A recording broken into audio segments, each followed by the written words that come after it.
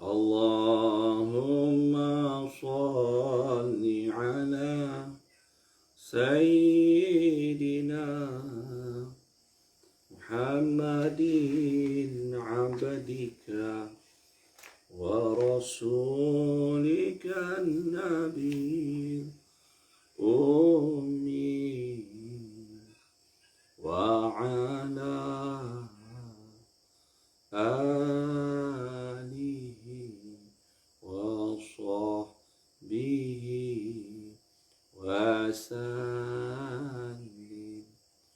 Allahumma salli ala Sayyidina Muhammadin abdika wa rasulika nabi ummi wa ala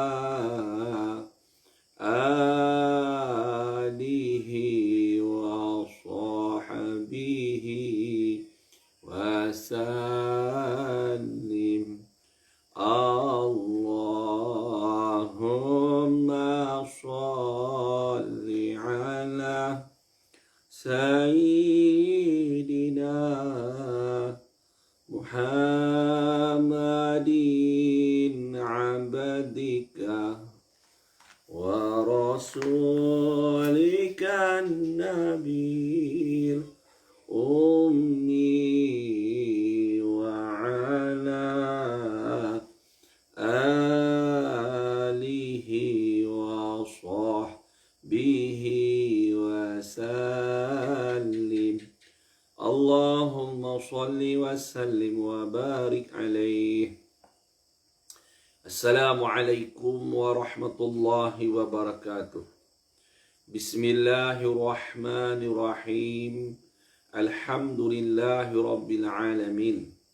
Wabihi nasta'in wa na'udzu bihi min syururi anfusina wa min sayyiati a'malina. Wa nashhadu an la ilaha illallah wahdahu la syarika lah.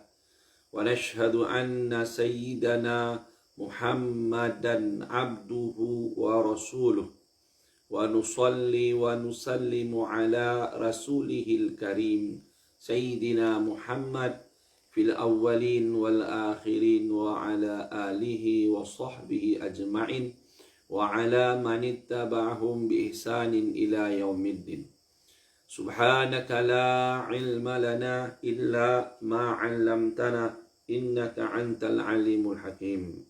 La ilaha illa anta subhanaka inna kunna minadh dhalimin. La ilaha illa anta subhanaka inna kunna minadh dhalimin. La ilaha illa anta subhanaka inna kunna minadh dhalimin. Amma ba'du. Usikum wa nafsi bitaqwallah faqad fazal muttaqun. Jadi alhamdulillah para pencinta ilmu, terutamanya ahli jemaah Qaryah Masjid Bandar Spring Hill, yang sama-sama kita dapat melapangkan masa untuk mengikuti pengajian secara online. Jadi malam ni saya akan menyambung pembacaan kitab berkaitan dengan solat jemaah, panduan imam dan makmum, yang disusun oleh Sahibul Fadilah Ustaz Muhammad Hazri Hashim Al-Bindani Hafizallah Ta'ala. Mudah-mudahan kita akan dapat pencerahan dalam melaksanakan ibadat solat berjamaah, sama ada kita berjamaah di masjid, di surau, di rumah, musalla atau seumpamanya. Bismillahirrahmanirrahim. Qala musannif hafizallahu ta'ala wa nafa'ana bi ulumihi fid dharain amin. Makruh solat sunat apabila solat fardu diiqabatkan. Jadi tajuk yang ditulis dalam muka surat ni, hukum makruh seseorang dia nak sembahyang sunat apabila solat dah iqamat lah untuk sembahyang fardu. Jika seseorang itu masuk ke masjid sewaktu Bilal sedang iqamat, maka tidaklah disunatkan baginya, bagi orang yang masuk masjid waktu Bilal sedang qomat, tak sunat baginya solat sunat tahiyatul masjid. Walaupun sunat tahiyatul masjid ni hukumnya, sembahyang tahiyatul masjid hukumnya disunatkan. Jadi mana-mana orang yang masuk masjid dan dia nak duduk dalam masjid, maka sunatlah dia sembahyang 2 rakaat. Namanya sembahyang sunat tahiyatul masjid. Hukumnya sunat. Jadi sekarang masuk masjid, qomat. Bila duk qomat. Jadi bila sedang qomat ni, belum sedang qomat. Qomat tak habis lagi, sedang qomat. Maka tak sunat lagi lah. Dia nak sembahyang sunat tahiyatul masjid. Sabda Rasulullah SAW, Idza uqimatis solah fala solata illa al-maktubah. Kama qala rawahu Muslim. Apabila solat, ini solat fardu telah diiqamatkan, maka tidak boleh didirikan, tak boleh ditunaikan solat yang lain melainkan solat fardu yang diiqamatkan itu. Jadi Rasulullah dah beritahu, bila saja sembahyang fardu sudah diqamat, maka fala solata, maka tidak ada sembahyang lagi. Jadi sembahyang sunat lah. Melainkan sembahyang fardu tu. Kan? Menurut pendapat yang sahih, orang yang seperti itu hendaklah terus berdiri menunggu untuk solat seperti yang disebutkan dalam kitab Al-Kifayah.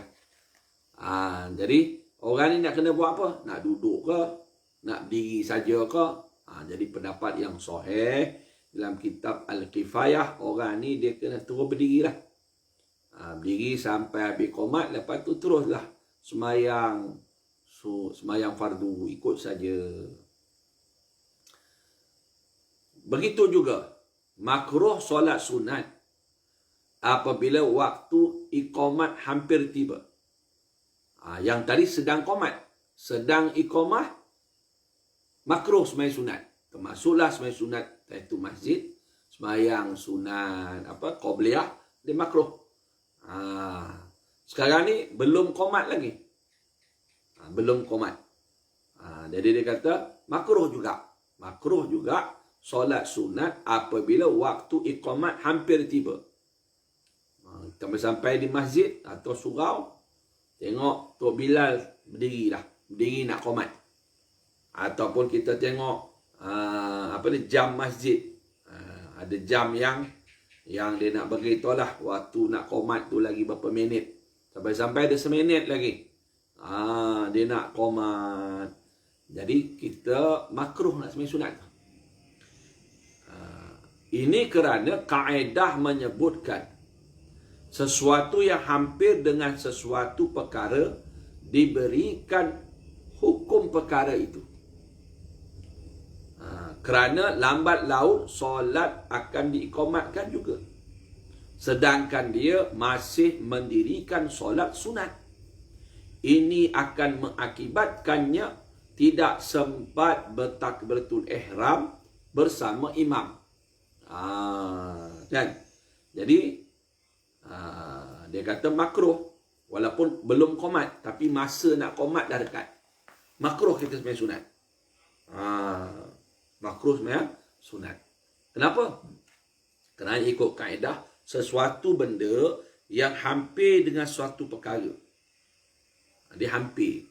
Perkara itu asalnya bukanlah makruh. Yang makruhnya ketika qomat tu. Ketika qomat tu. Hadis sebut yang kita baca dalam kitab ni. Dan hadis tu kata bila diiqamat. Jadi belum qomat. Kan? Sedang qomat, makruh kita sunat. Kalau sebelum qomat, tengok masa. Kalau masanya dah dekat, maka makruh juga. Kerana dia berdekatan, hampir dah diberi hukum suatu perkara yang hampir dengan perkara tersebut. Sebab lambat laun sekejap lagi nak qomat juga. Bila iqamat kita duduk sembahyang sunat. Bila kita sembahyang sunat, kemungkinan kita tak sempat nak dapat takbiratul ihram bersama imam. Tapi bersama imam maksudnya lepas imam takbiratul ihram, kita pun takbir, bukan serentak takbir dengan imam. Maknanya kita dapat kan takbir yang pertama bersama imam, sebab itu ada fadilat yang sungguh besar. Jadi rugilah. Okey, itu kena pastikanlah. Sebab tu kita kalau dah lambat tu tak payahlah main sunat, tunggu je lah. Kan, sebab kita nak mendapat tu. Begitu juga sebahagian orang dia ambil wuduk kan, dia nak ambil wuduk. Dia ambil wuduk, jadi dia tak berapa faham. Tak faham macam mana. Dia ambil wuduk, lepas tu azan. Bila azan tu, dia jawab azan. Dia tak ambil wuduk. Dia tak ambil wuduk kan. Jadi sepatutnya ambil lah wuduk. Jawab azan tu boleh buat selepas wuduk. Kerana kalau kita tunggu habis azan, kemudian kita pun berwuduk, dibimbangi kita tak sempat takbiratul ihram, takbir yang pertama bersama imam. Bila tak dapat tu rugilah. Rugi kita. Jadi tak apa, sebab dia ingatkan makruh ambil wuduk ketika ketika azan dikumandangkan. Tak makruh boleh teruskan berwuduk. Boleh teruskan berwuduk, kemudian dia ambil wuduk macam biasa, habis wuduk bolehlah jawab azan, ataupun tengah berwuduk tu jawab azan pun boleh juga. Bukan salah pun, sebab kalau ikut dalam kitab Imam Ghazali, kita elok berdoa sunat. Kita berwuduk tu, kalau kita berwuduk bukan dalam tandas, setiap apa yang kita nak basuh tu, basuh muka ada doanya, basuh tangan ada doanya, dan sebagainya lah. Jadi tak ada masalah kalau kita berwuduk ketika azan. Sebab kalau kita tunggu habis azan baru nak berwuduk, jadi kita tak dapat takbir pertama bersama imam, jadi rugilah. Okey. Kemudian dia kata memulakan solat berjamaah, apakah perkara yang dituntut, yang digalak, disunat kita buat sebelum memula sembahyang berjemaah. Itu kita baca dah sebahagian perkara, kita sunat azan dan iqamah. Jadi sebahagian perkara dia kata merapikan saf. Saf ni barisan. Solat berjamaah. Disunatkan bagi imam menyuruh para makmum membetulkan saf sebelum takbiratul ihram. Sunat. Jadi sunat bagi Pak Imam sebelum dia melafazkan takbiratul ihram, sunat dia menyuruh para makmum dia membetulkan saf, merapat dan meluruskan saf. Jika makmum tidak membetulkan saf, maka hendaklah dia imam tadi berjalan di celah saf-saf mereka itu dan membetulkannya. Kemudian barulah imam bertakbiratul ihram. Begitulah yang dilakukan oleh Rasulullah sallallahu alaihi wasallam. Jadi kalau tengok makmum tu tak betulkan saf, maka sunat bagi Pak Imam ni, dia pergi berjalan celah-celah tu, dia minta ke depan sikit, ke belakang, dan sebagainya. Kemudian bila tengok saf tu dah betul, barulah dia bertakbiratul ihram. Sebab ini sebahagian daripada perbuatan Nabi Muhammad sallallahu alaihi wasallam.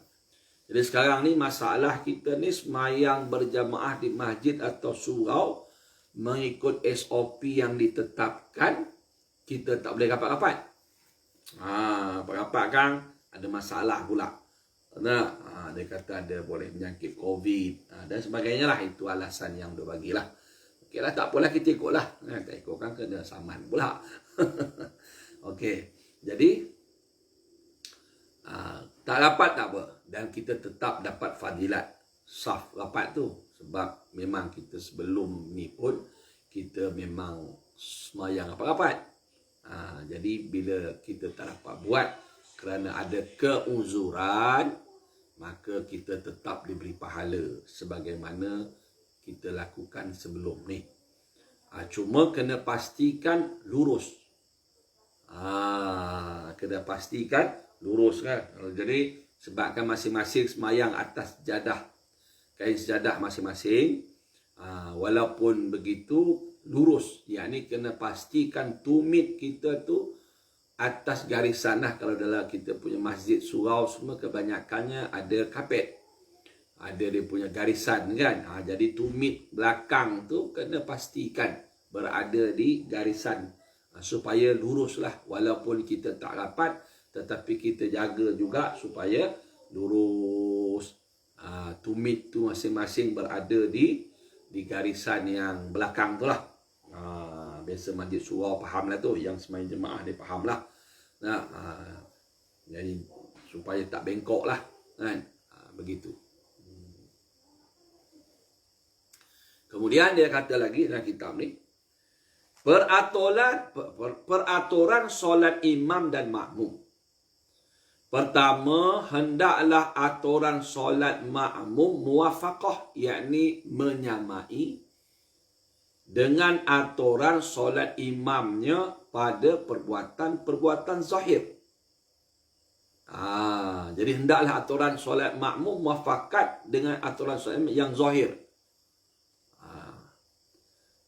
Kedua, tidak sah solat makmum yang berlainan aturan solatnya dengan solat imamnya.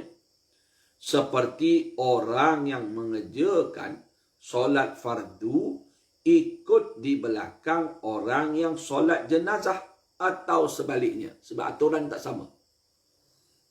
Tak sah solat makmum. Imam semayang jenazah. Makmum nak semayang zuhur. Tak boleh ikut lah. Sebab aturan dia tak serupa.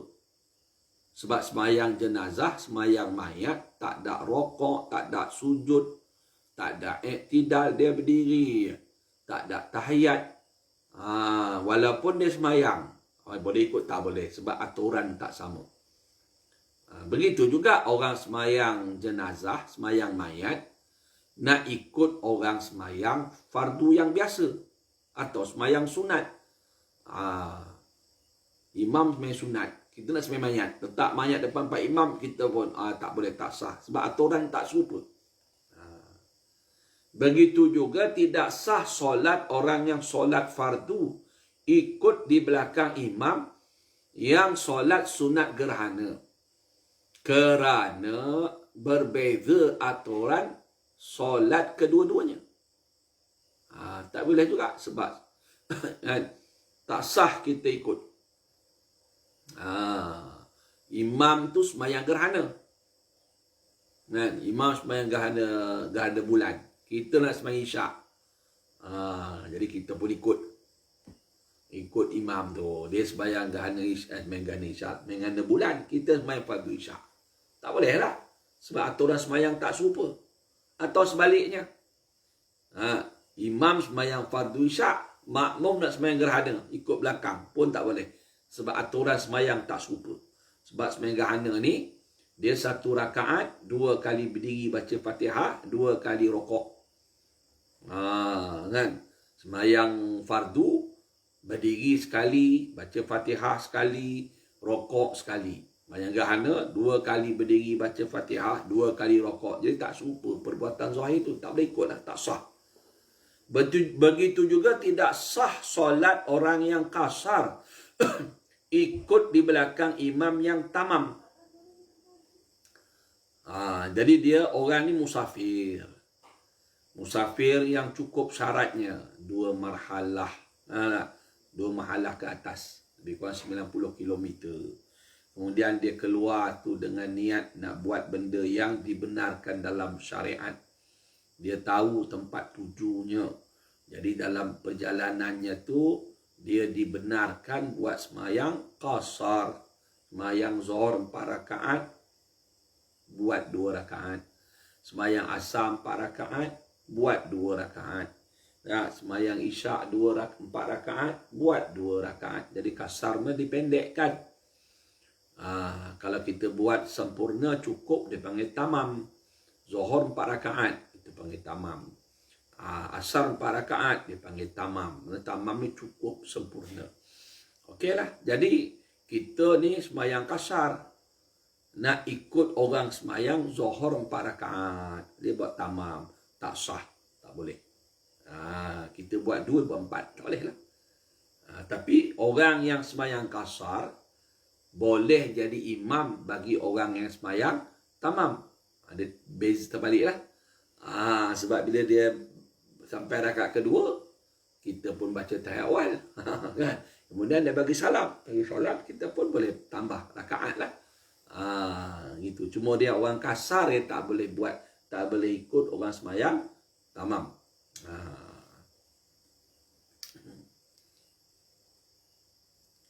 Kemudian dia kata lagi, kata pengarang ni, Hafizullah, perhatian. Peringatanlah. Tidak mengapa jika niat solat imam dan makmum berbeza. Seperti orang yang solat fardu, dia tak mengapa, niat berbeza. Imam imam dengan makmum niat berbeza, niat semayang lain-lain. Seperti orang yang solat fardu ikut di belakang orang yang solat sunat. Imam tu semayang sunat, kita semayang fardu. Boleh, walaupun niatnya berbeza. Boleh dia, tak mengapa dia kata. Atau seorang yang solat tunai ikut di belakang orang yang solat qadha. Kan? Dia semayang zuhur, dia semayang qadha. Dia dah semayang zuhur, dia main qadha lah. Zuhur, qadha. 3 hari lepas ke, tahun lepasnya ke. Dia pun qadha. Kita nak semayang, nak jemaah tengok. Kita nak ikut dia. Boleh, boleh. Walaupun niatnya berbeza, tapi boleh. Sebab benda ni benda batin kan. Yang tak bolehnya hak zahir lah. Hak zahir itu yang nampak berbeza. Semayang mayat, nak ikut semayang fardu biasa. Tak boleh. Semayang kasar, nak ikut semayang tamam, tak boleh. Semayang gerhana matahari, gerhana bulan, nak ikut orang semayang fardu biasa pun tak boleh. Orang semayang fardu biasa, nak ikut semayang gerhana bulan atau gerhana, tak boleh. Sebab aturan zahir berbeza, nampak jelas. Tapi tentang niat ni benda dalaman. Jadi tak mengapa, sah semayang. Begitu juga orang yang solatnya panjang, ikut di belakang orang yang solatnya pendek.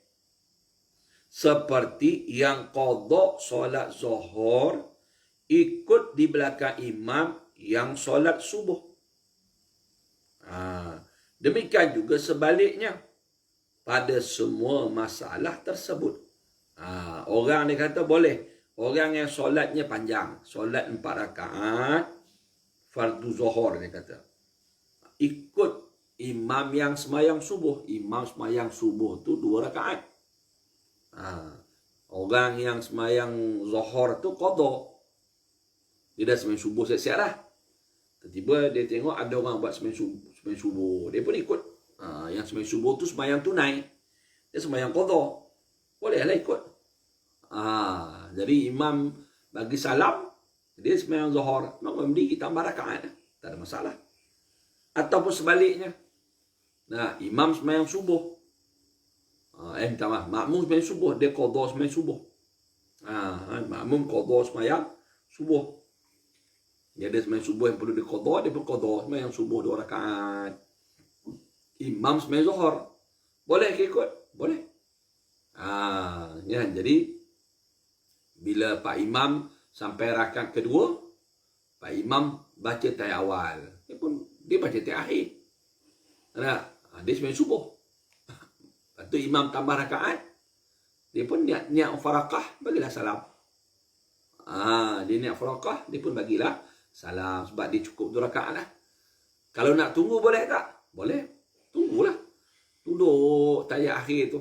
sampailah Pak Imam. Tapi syaratnya, kalau dia nak tunggu, syaratnya setengah kitab kata, syaratnya imam tu baca tayat awal. Boleh tunggu. Imam tu buat semayang zuhur 4 rakaat. Makmum buat semayang subuh qadha. Qadha semayang subuh. Ikut imam 4 rakaat. Semayang zuhur. Boleh ke? Boleh. Imam sampai rakaat kedua, baca tayat awal. Makmum semayang subuh, baca tayat akhir. Imam bangun berdiri, dia pun niat farakah. Itu satu cara. Ataupun dia nak tunggu Pak Imam habis semayang, nak bagi salam serentak dengan imam. Jadi imam bangun tambah rakaat ketiga, keempat, dia masih duduk di tayat akhir. Tunggu Pak Imam. Boleh juga. Tak ada masalah. Nak tunggu. Boleh juga. Atau nak selamat, ni yang farakah lah, senang. Tapi kalau dia nak tunggu Pak Imam, habiskan rakaat keempat, dia dah semayang habis, dah cukup rakaat kedua. Syarat dia, imam tu baca tahiyat akhir. Tapi kalau imam tu semayang zuhur, terlupa tahiyat akhir, dia tak boleh, dia kena nak farakah lah. Tak boleh tunggu Pak Imam dah. Itu dia punya kaedah dia lah. Semayang maghrib macam mana? Semayang maghrib, sama jugalah. Ini cerita semayang qadha. Janganlah pelik macam mana imam maghrib, kan? Imam maghrib, makmum semayang zuhur. Boleh jadi imam tu semayang maghrib itu dia maghrib yang qadha. Makmum ni nak semayang zuhur, ikut imam. Lepas tu imam tu sampai rakaat ketiga, nak buat macam mana makmum ni? Niat farakah lah. Bangunlah berdiri. Kan? Bangunlah berdiri. Sampai rakaat ketiga, pasal Pak Imam nak beri salam, dia niat farakah. Bangun berdiri lah. Kemudian, dia baca tayat akhir. Kan? Baca tayat akhir lah. Macam biasa. Kalau imam makmum tu maghrib 3 rakaat, makmum maghrib 3 rakaat. Imam qadha semayang zuhur, semayang isyak ke. Macam mana? Bila imam tu rakaat ketiga, imam bangun berdiri, makmum niat farakah lah. Baca tahiyat akhir dia. Begitulah cara dia. Tapi biasa jaranglah buat ni. Ini cuma cerita hukum. Nak buat macam mana kan? Kan? Ini cerita hukum, nak cerita boleh. Jadi kalau kita jumpa ada orang buat macam tu, tak pula kita komen terkejut. Boleh ke tak boleh ni? Ini orang ni sembahyang sunat. Engkau nak ikut dia, engkau nak... contohlah, orang tu sembahyang sunat ba'diyah. Dia ni lambat datang sampai masjid, orang dah sembahyang sunat ba'diyah. Dia tengok ada Pak Imam sembahyang sunat ba'diyah, dia nak ikut. Bolehlah, ikut, tak ada masalah. Boleh ikut, dia kata tak mengapa, mana dibenarkan. Tapi bila imam bagi salam, bahasa imam sembahyang sunat ba'diyah 2 rakaat, dia pun niat farakah, tambahlah. Sebab dia sembahyang zuhur kan. Jangan dia bagi salam juga sekali. Sebab dia zuhur 4 rakaat. Okey, kalau macam tu boleh tak? Imam tu sembahyang sunat ba'diyah 2 rakaat. Sekarang ni ada orang musafir, dia buat sembahyang kasar. Boleh tak dia ikut? Tak boleh. Dia tetap tak boleh. Dia tetap tak boleh. Walaupun sama-sama 2 rakaat, tak boleh lah. Sebab di iktibar sembahyang sunat itu kira tamam. Sebab sembahyang sunat 2 rakaat, dia kira tamam juga. Wallahualam. Kemudian dia kata niat solat berjamaah. Pertama, makmum hendaklah berniat menjadi makmum atau mengikut imam. Jika tidak, mana kalau makmum tak niat sebagai makmum, dia tidak mendapat pahala berjamaah. Makmum, dia semayang jadi makmum, tapi dia tak niat sebagai makmum. Semayang dia sah lah, tapi dia tak dapat pahala berjamaah. Ini ringkas saja. Yang kedua, imam tidak disyaratkan berniat menjadi imam. Jika dia tidak berniat menjadi imam pun, solatnya sah. Tetapi makruh dan hanya mendapat pahala solat seorang diri. Imam semayang, ini lain daripada sembahyang Jumaat. Sembahyang Jumaat memang wajib lah niat sebagai imam, niat sebagai makmum, itu wajib. Ini sembahyang fardu biasa. Sembahyang sunat ke. Pak Imam dia tak niat sebagai imam. Pak Imam tak niat sebagai imam. Macam mana? Solat dia tetap sah walaupun tak ada sebagai. Tapi dia makruh lah. Sebab dia dapat pahala kurang.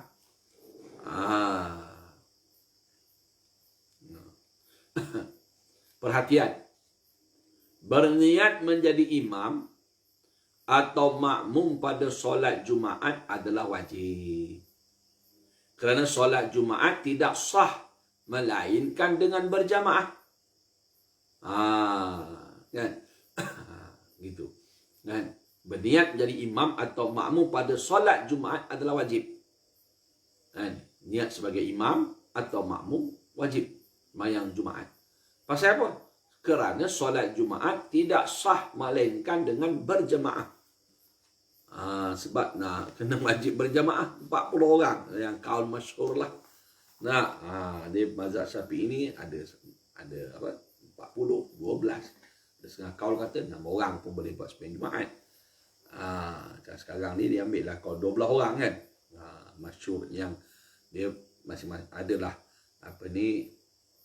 hikmahnya kan. Ada setengah kaul dalam tu bukan mazhab Syafi'i lah. Sembahyang Jumaat boleh 3 orang. 3 orang boleh sembahyang Jumaat. Bilangan dia. Ada setengah mazhab pula 2 orang. Sembahyang Jumaat kan. Jadi pentingnya berjamaah. Sembahyang Jumaat dalam mazhab Syafi'i atau sebagai mazhab yang lain pun kan, mazhab lain tidak tahulah, tapi kita mazhab Syafi'i lah.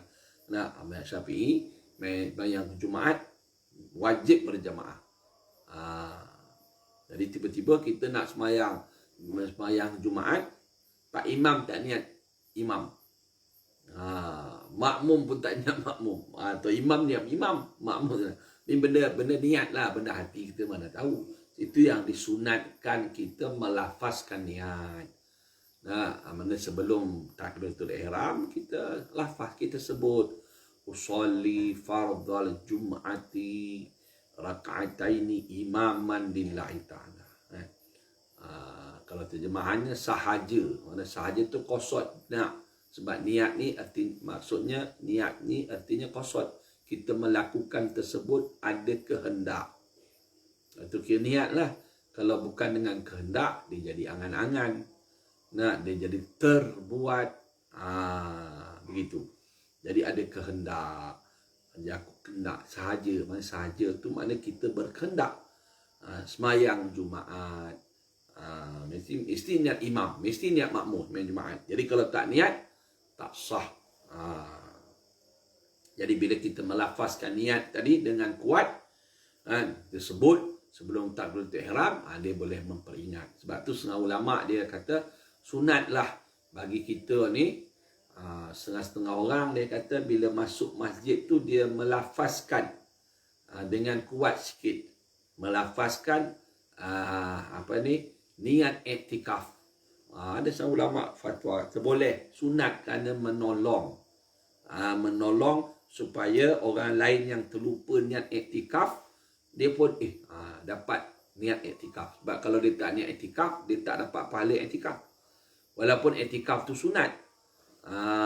Sebab dia berdasarkan hadis innamal a'malu binniyat likulli imri'in ma nawa. Sesungguhnya segala amalan itu dengan berniat. Dan setiap orang mendapat pahala mengikut niat dia. Jadi kalau kita masuk masjid, kita berbacalah nawaitu an a'takifah. Sahaja aku beriktikaf dalam masjid ini kerana Allah Ta'ala. Umpamanya lah. Jadi orang yang dengar tu, dia pun iktikaf.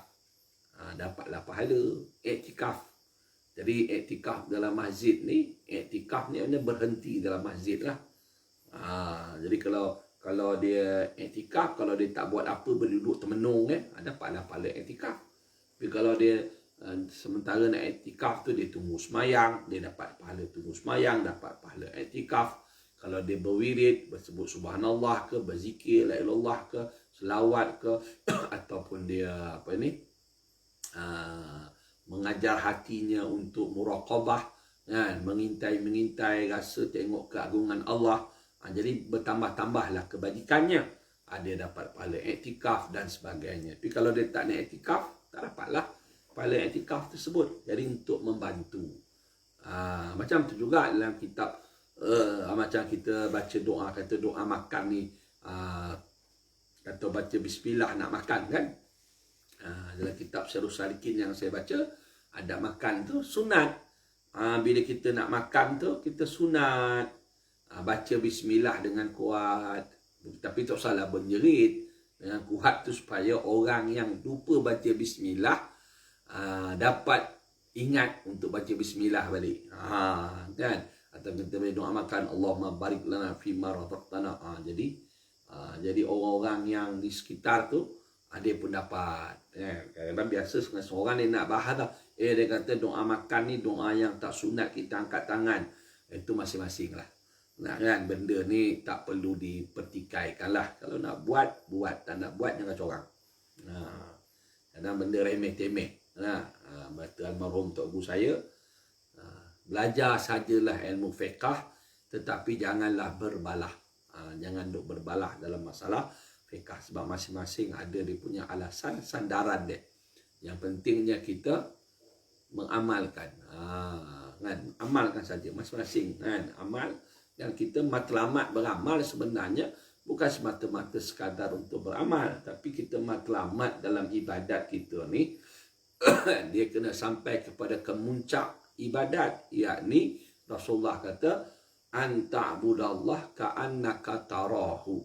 Hendaklah engkau beribadat kepada Allah seolah-olah engkau melihat dia. Fa in lam takun tarahu, maka jikalau engkau tidak dapat melihat dia, fa innahu yaraka, maka sesungguhnya Allah melihat engkau. Itu kemuncak dalam ibadat. Jadi kalau kita berbahas benda yang ulama-ulama ada berbeza pendapat dan sebagainya, jadi kita tak ada masa lagi untuk mengajar hati kita, membersih hati kita untuk sampai kepada matlamat tu, maqam ihsan, beribadat seolah-olah engkau melihat Allah.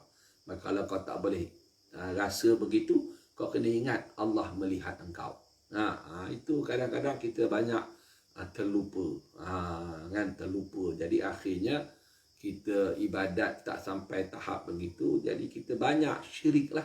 Syirik khafi itu tak hilang.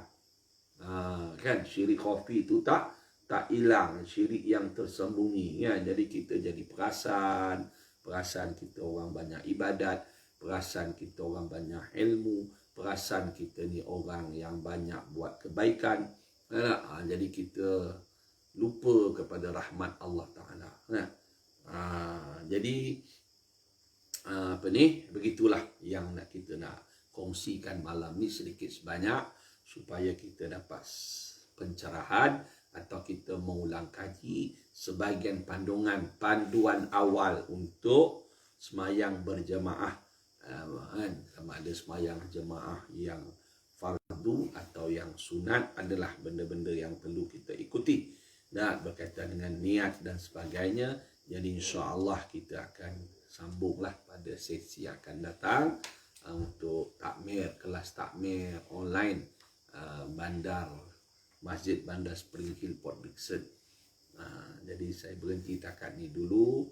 Mudah-mudahan kita mendapat kebaikan yang banyak. Saya mohon maaf kalau ada salah silap dalam tutur kata, ada benda-benda yang tak semenggah disentuh, itu daripada nafsu saya sendiri. Yang baik-baik itu semata-mata limpah kurnia Allah Subhanahu wa Ta'ala, dengan keberkatan junjungan besar kita Nabi Muhammad sallallahu alaihi wasallam, dengan keberkatan para sahabat radhiyallahu anhum ajma'in, dengan keberkatan para aulia Allah qaddassallahu asrarahum, dengan keberkatan para ulama yang muktabar, ulama yang jujur dengan ilmu mereka, dan begitu juga dengan keberkatan yang saya kasihi dan sanjungi almarhum tuan guru saya yang mentarbiah saya, dan tok-tok guru, ustaz-ustaz yang mengajar saya, dan begitu juga dengan keberkatan doa-doa ibu bapa kita semua, dan doa sekalian muslimin dan muslimat, mukminin dan mukminat. Kita hadiahkan Fatihah kepada mereka semua. Semoga kita sentiasa mendapat rahmat dan hidayah daripada Allah Ta'ala. Al-Fatihah. A'udzubillahi minasyaitonirrajim. Bismillahirrahmanirrahim. Alhamdulillahi rabbil alamin. Ar-Rahmanir-Rahim. Maliki yaumiddin. Iyyaka na'budu wa iyyaka nasta'in. Ihdinas siratal mustaqim. Siratal ladzina an'amta 'alaihim ghairil maghdubi 'alaihim waladdallin. Amin. Wabillahi taufiq wal hidayah. Wassalamu alaikum warahmatullahi wabarakatuh.